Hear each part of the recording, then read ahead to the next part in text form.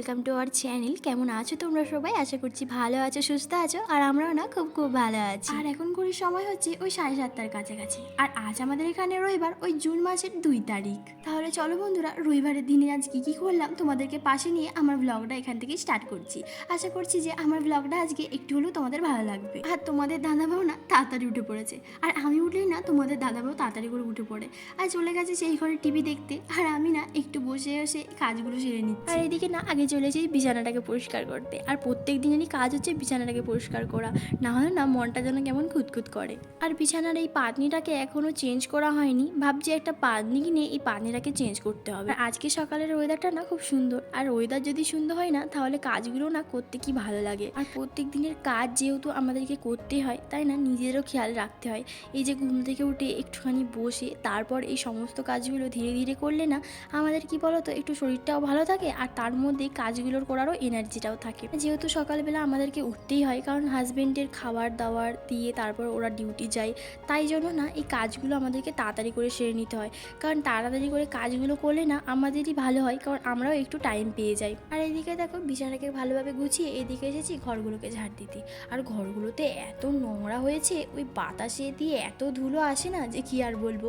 আমাকে না সবসময় ঘরগুলোকে ঝাড় দিতে হয়, এত নোংরা হচ্ছে কি আর বলবো বলো। আর জানালাগুলো না খুললে এত গরম হয় যে ঘরে যেন কিরকম একটা গরম হয়ে থাকে।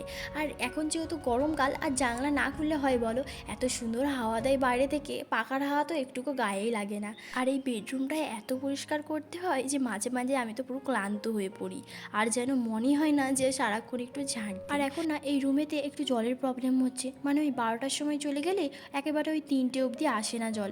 আর আমাদেরকে না ওই 11টার মধ্যেই সমস্ত কাজ একবারে সেরে নিতে হয়, মানে জলের ওই যা সমস্ত কাজ আছে সেগুলোকে সেরে নিতে হয়, নাহলে না পরে না জলই থাকে না। আর সমস্ত ড্রাম সমস্ত বালতি এগুলো না ভরে রাখতে হয়, পরেক্ষণে যদি জল না আসে তখন আমরা কি করবো বলো তো। সত্যি কথা বলতে গেলে জলই কিন্তু আমাদের জীবন। জল যদি আমাদের কাছে না থাকে না, আমরা যে কী করবো আমরা সেটাও বুঝতে পারি না। আর এদিকে আমার ভালো করে ঘরগুলোকে ঝাড় দিয়ে এসেছি একটু ব্রাশ করতে, আর ব্রাশটা যদি না করি না যেন মনে হয় আমার আর্ধেক ঘুম এখনও ভাঙেইনি। আর এইদিকে দেখো একটু জানলায় এসেছি ওই হাওয়া খেতে, কারণ এত গরম দিচ্ছিল না। আর এইদিকে না জানলায় বসে বসে দাঁত মাজতে মাজতে কী যেন একটা ভাবছিলাম, তারপরে না হঠাৎ করে থেমে গিয়ে ভাবলাম না আজকে একটু তাড়াতাড়ি করে কাজটা সারতে হবে। আর রবিবারের দিনে জানোই তো এখন তো আর ছুটি বলে কিছুই নেই, আমাদের যেহেতু সংসারের কাজই করতে হয় প্রত্যেক দিন, আর ছুটির দিন বলে কিছুই থাকে না। বিয়ের আগে তো যেহেতু সেই ছুটির দিনগুলো ছিল, এখন তো কিছুই নেই। আর এখন ঘড়িতে সময় হচ্ছে ওই 8টার কাছাকাছি। ভাবলাম এখন যেহেতু সময় আছে একটুখানি টিভি দেখে নিই, তারপর নিজের ব্রেকফাস্টটাও সেরে নেবো। আর একটু টিভি দেখতে না ভালোই লাগে, যখন নিজেকে সময় দেওয়া হয় না একটু টিভি দেখলে না মনটা ঠিক হালকা হয়ে যায় আর ভালোও লাগে। আর টিভি বলতে গেলে ওই সিরিয়াল, গান আর মুভি এইগুলো দেখে দেখেই দিনটা কেটে যায়। ভাবলাম না আর বসে না থেকে যাই গিয়ে আগে ঘরগুলোকে মুছে নিই। আর ঘরগুলো না মুছলে না আমার এত বোরিং লাগে যে কি আর বলবো। আর এদিকে জানো বন্ধুরা কি মন হলো যে ঘরটাকে আগে মুছে নিই, তারপর গিয়ে ব্রেকফাস্টটা সারবো।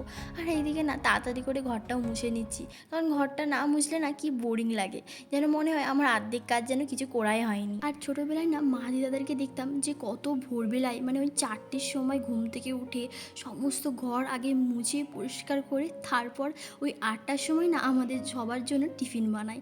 আমি শুধু দেখতাম আর অবাক হয়ে যেতাম যে কি করে করব বড় হলে এত কাজ। আর এখনও না সেটাই মনে হয় যে মারা কীভাবে করতো এই কাজগুলো, এখনও পর্যন্ত কত কাজ মারা করছে, আর আমরা সেই কাজগুলো একটাও করছি না ভালোভাবে। মানে করছি কিন্তু অতটাও তো তাড়াতাড়ি করে করছি না, তাই না? মানে ওই যে সকালবেলা তাড়াতাড়ি করে ঘুম থেকে উঠে এতগুলো কাজ সারা, তারপর সবার জন্য টিফিন বানানো, সত্যি আমাদের মধ্যে না অনেকটাই অসম্ভব, মানে আমারও ক্ষেত্রে আর কি বলছি। আমার না তাড়াতাড়ি ঘুম থেকে উঠতে একটুকু ইচ্ছা করে না, সেই ছোটোবেলা থেকেই না খুব দেরিতেই উঠি। মানে আমাদের বাড়িতে সবাই ঘুম থেকে উঠে পড়ে যাবে আর আমি না সবার লাস্টেই উঠবো। আর এখানেও না সেরকম হয়, কিন্তু এখন না ধীরে ধীরে একটু নিজেকে পাল্টাচ্ছি, কারণ যেহেতু এখন আমি মানে হাউস ওয়াইফ, তাই জন্য একটু ধীরে ধীরে পাল্টাতেই হবে নিজেকে। আর এদিকে তোমাদের সাথে কথা বলতে বলতে দেখো আমার দুটো ঘর ভালোভাবেই মুছা হয়ে গেছে। আর এদিকে না একটু চা করে নিচ্ছি। আর সকালবেলা না কিছু করতে না মনই যায় না, এই যে দেখো নিজে থেকে রান্না করো তারপর আবার খাও, তাই জন্য না একদম বোরিং লাগে। আর আজ সকালবেলা তোমাদের দাদাভাইকে তো একটু পোহা করে দিয়েছিলাম, আর ও সেটা খেয়ে না একটু টিভি দেখছিল, আর আমি এদিকে একা একা বসে চা খাচ্ছিলাম। বাড়িতে যখন থাকতাম তখন ওই মুড়ি খেতাম সকালবেলা, ওই টিফিনেতে ওই মুড়ি, চানাচুর বা ওই ঝুরি ভাজা, বা কোনো দিন ঘুগনি, আলু তরকারি, আলু ভাজা, এইসব দিয়ে না মুড়ি খেতে কি ভালো লাগে। আর আমার না মুড়ি প্রচণ্ড ফেভারিট, আমাকে যদি মুড়ি দিয়ে দাও না আমার আর কিছুই দরকার নেই, আমার শুধু মুড়ি খেতেই ভালো লাগে। সারাদিন যদি আমাকে মুড়ি দাও মুড়ি খেয়েই আমি থাকবো। আর এদিকে দেখো কতগুলো বাসন ছিল, সেগুলোকে ভাবলাম তাড়াতাড়ি করে ধুয়ে নিই। আর ওই যে বললাম না জলের একটু প্রবলেম হচ্ছে, তাই জন্য না কালকে রাতে আর ধুতে পারিনি, তাই ভাবলাম এই সকালবেলায় ধুয়ে নিই। আর বাসন ধুতে না অনেকটা বোরিং লাগে না, কারণ তাড়াতাড়ি করে না বাসনগুলো ধোয়া হয়ে যায়। আর সমস্ত কাজ করতেও না বোরিং লাগে না। কখন বোরিং লাগে জানো তো? যখন প্রচণ্ড ঘাম দেয়। আর না রান্না করতে না এতটাই বোরিং লাগে যে কী আর বলবো। সত্যি কথা বলতে গেলে রান্না করতে আমার একদমই ইচ্ছাই করে না, কারণ যেহেতু আমরা এখানে আছি আর আমাকে নিজে একা একাই রান্না করতে হচ্ছে, তাই জন্য না অনেকটাই বোরিং লাগে। আর হাজব্যান্ড তো এই মাঝে মাঝেই করে। আর আজ যেহেতু ছুটি দিন, ও বলেইছিল যে রান্না করে দেবো, তাই জন্য ওকে আর বারণ করতে পারিনি। তাই জন্য ভাবলাম তাহলে ঠিক আছে তুমি রান্নাটা করে দাও, আর এইদিকে না কিছু কাজগুলোও সেরে নিই আমি। আর এদিকে দেখো বন্ধুরা, বাসনগুলো ধুয়ে না এদিকে তাড়াতাড়ি করে স্নানটাও সেরে নিয়েছি। আর সকালবেলা স্নানটা করে নিলে না এত শরীরটা ঠান্ডা লাগে, আর কি বলবো, গরমই লাগে না। আর ভালোও লাগে যে তাড়াতাড়ি করে স্নানটাও সারা হয়ে গেল। আর এই জানলাগুলো না ওই ধোয়া জামা কাপড়গুলো মিলে দিচ্ছি। আর এখন থেকে যদি মিলে দিই না, তাড়াতাড়ি করে হাওয়া দিলে শুকিয়ে যাবে। আর এদিকে না দুজনেই স্নান টান করে তোমার দাদাভাই ওইদিকে গেছে রান্না করতে, আর আমি এদিকে না সমস্ত কাজ সেরে গেলাম একটু টিভি দেখতে। আর তারপর দুপুরের ভাত টাত খেয়ে দিয়ে একটু ঘুমিয়ে নিয়েছিলাম। আর বিকেলবেলা দেখতেই পাচ্ছ এই যে একটু রান্নাঘরে আর একটু চা বানাবো। বিকেলবেলা ও স্ত্রী বললো একটু চা করো তো, আর তাই জন্য একটু চা বানাচ্ছি। ওই দুধ চাই করবো, আর দুধ চা খেতে কি ভালো লাগে, আর তার সাথে যদি এলাইচি দিই আরও সুন্দর লাগে চাটা। আর জানো তো বন্ধুরা, সবসময় তো আর দোকানে যেতে পারি না দুধ কেনার জন্য, তাই জন্য না ওই প্যাকেট গুঁড়ো দুধ রেখে দিয়েছি। আর প্যাকেটের গুঁড়ো দিলে না ভালোই একটু চাটা হয়।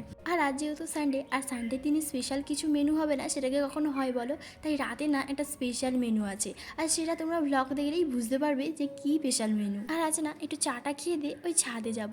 আর ছাদে না কতদিন যাওয়া হয়নি, তাই জন্য ভাবলাম আজকে একটু ঘুরতে যাব। আর আজকে যেহেতু ওরও টাইম আছে, মাঝে মাঝে যাওয়া হয়, কিন্তু না ওর সাথে যেতে ভালোই লাগে, কারণ দুজনে মিলে গেলে একটু গল্পও হয় আর একটু ঘোরাও হয়। আর এখন ঘুরতে সময় হচ্ছে ওই 6টার কাছাকাছি, আর দেখতেই পাচ্ছ কতটা রোদ এখনো পর্যন্ত। আর বললাম না এখানে না ওই 8টার পরই সন্ধে হয়, মানে ওই রাতি বলতে গেলে। আর চায়ের সাথে না বিস্কুটটা ছিল না বলে, তাই জন্য একটু মুড়ি আর চানাচুর মাখিয়ে নিয়েছিলাম। আর এদিকে দেখো জানলায় একটু বসেছিলাম, কারণ এত সুন্দর হাওয়া দিচ্ছে বিকেলবেলাতে, তাই জন্য দুজনে না বসে বসে খেয়ে নিয়েছিলাম। আর এদিকে চাটা খাওয়া হয়ে যেতে না একটু এলাম ছাদেতে। আর ছাদে এই এত সুন্দর দৃশ্য দেখতে কার না ভালো লাগে বলো তো? আর ছাদ এলেই না মনটা একদম হালকা হয়ে যায়। আর এদিকে দেখতেই পাচ্ছ তোমাদের দাদাভাইও উঠে চলে এসেছে। আর তোমাদের দাদাভাইকে না দেখলেও মনে করবে না যে একটু ঘুমোচ্ছিল, কারণ ছাদে এসেই না সমস্ত ঘুম আর কেটে গেছে। আর আমাকে দেখে তো তোমরা বুঝতেই পারছো যে আমি কতটা খুশি যে ছাদে এসে এত সুন্দর হাওয়া খাচ্ছি। আর এইদিকে দেখো এই গাছগুলো না এত সুন্দর লাগছে, দেখো তোমরা দেখতেই পাবে। আর ছাদে এরকম গাছ থাকলে না খুব সুন্দর দেখতে লাগে, তাই না? আর এখানে না রোদের জন্য না গাছগুলো কিছু কিছু খারাপও হয়ে গেছে, আর কিছু কিছু ভালোও আছে। আর এখন ভাবলাম যেহেতু 7টার কাছাকাছি, তাই জন্য ভাবলাম ঘরেতে যাই, ঘরেতে গিয়ে আবার সন্ধ্যেটা দেখাতে হবে। আর দেখতেই পাচ্ছ টিভিতে এখন কৃষ্ণাময়িনী হচ্ছে, মানে 7টা বেজেই গেছে। আর যারা যারা হিন্দি সিরিয়াল দেখো তারা তো জানবে। আর এদিকে হলাম তাড়াতাড়ি গিয়ে ডিসিশন নিই যে কী রান্না হবে। ভাবলাম আজকে না একটু বিরিয়ানি করব। আর বিরিয়ানির চালটা না ঘরেই ছিল, তোমাদেরকে নিশ্চয়ই আগের একটা ভ্লগে দেখিয়েছিলাম, মানে ওই মিনি ভ্লগেতে, যে আমি এই চালটা কিনে নিয়েছিলাম। আর এই চালটা এত সুন্দর গন্ধ না, এই যে ধুচ্ছি না এত সুন্দর স্মেল আসছে যে তোমাদেরকে কি বলবো। আর এদিকে দেখো তোমাদের দাদাভাই এসেই না একটু মার্কেটে গিয়েছিল ওই চিকেন আর কিছু জিনিসপত্র নিতে। আর চিকেনটা না এই কাছে পিঠে থাকলেই না অতটাও অসুবিধা হয় না, কারণ তাড়াতাড়ি গিয়ে আনানো হয়ে যায়। আর যেহেতু চিকেনটাকে ম্যারিনেট করবো, তাই জন্য না সমস্ত কিছু আমার রেডি হয়ে গেছে। আর এদিকে না চিকেনটাকে ভালোভাবে ধুয়ে এইদিকে রেখে দিয়েছি। আর এদিকে দেখো পেঁয়াজ, তারপর আদা বাটা, রসুন বাটা, আর তার সাথে কাঁচা লঙ্কাও না পেস্ট করে দিয়েছিলাম। আর তারপরে না সমস্ত মশলাগুলোকে দিয়ে দিচ্ছি। এইদিকে দিচ্ছি হলুদ গুঁড়ো, লঙ্কার গুঁড়ো, জিরে গুঁড়ো, ধনে গুঁড়ো, আর পরিমাণ মতো লবণ। আর তারপরেই না একটু ভিনিগার দিয়ে দিয়েছিলাম, আর তার সাথে একটু সরষের তেল। আর তারপরে না চিকেনের সাথে সমস্ত মশলাগুলোকে না ভালোভাবে মেখে নিচ্ছি, আর কিছুক্ষণের জন্য একটু রেস্টে রেখে দিচ্ছি। আর এদিকে চালটাকে না কিছুক্ষণ ভিজিয়ে রেখে দিয়েছিলাম। আর এদিকে জলটা একটু গরম হয়ে ফুটতেই চালগুলোকে তুলে দিয়েছিলাম।